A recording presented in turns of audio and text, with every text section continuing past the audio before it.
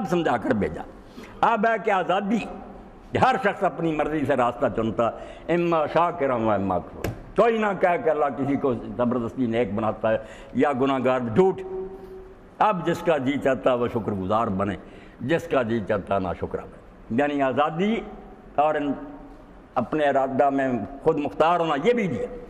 فرمایا جب یہ ساری چیزیں ہیں، علم بھی ہے، نیکی بدی کی پہچان بھی ہے، کرتا بھی اپنی مرضی سے، تو اس سے لازماً پھر یہ نتیجہ نکلتا ہے جس کو ہم جیومیٹری میں کہتے تھے نتیجہ سری۔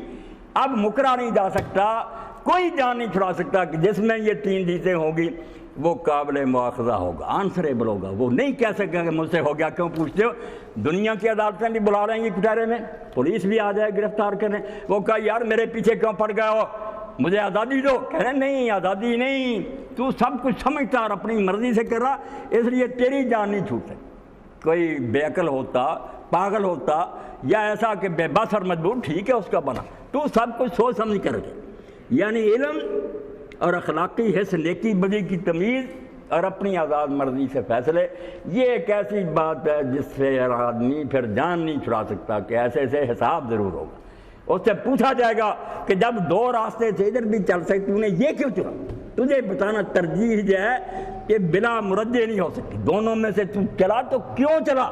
اس وقت تیرے ذہن میں مرجع کیا تھا، کس وجہ سے تو نے اس کو ترجیح دی؟ اس سے جان نہیں چھوٹ سکتی۔ یہ اختیار کے ساتھ بالکل اس طرح جس طرح جسم کے ساتھ سایہ، یہ مسئلہ الگ ہو ہی نہیں سکتا۔ اس لیے کوئی پاگل ہو جائے، کوئی سمجھو مجبور ہو جائے، دین اس کو رعایت دیتا کہ نہیں پکڑو نہیں اس کو، ٹھیک ہے اس کو لاچار کر دیا گیا، کفر کا کلمہ بھی اس نے مجبوری، اس کا اختیار ختم تھا، نہیں پوچھا جائے۔ اسی طرح ایک عورت کو اگر بے بس کر کے کسی نے زنا کیا، بے گناہ اور کوئی سزا نہیں اس کو دی جائے گی، زانی کو سزا ہو، زانی کو سزا دی جائے گی، مجبور مستقرہ کو نہیں۔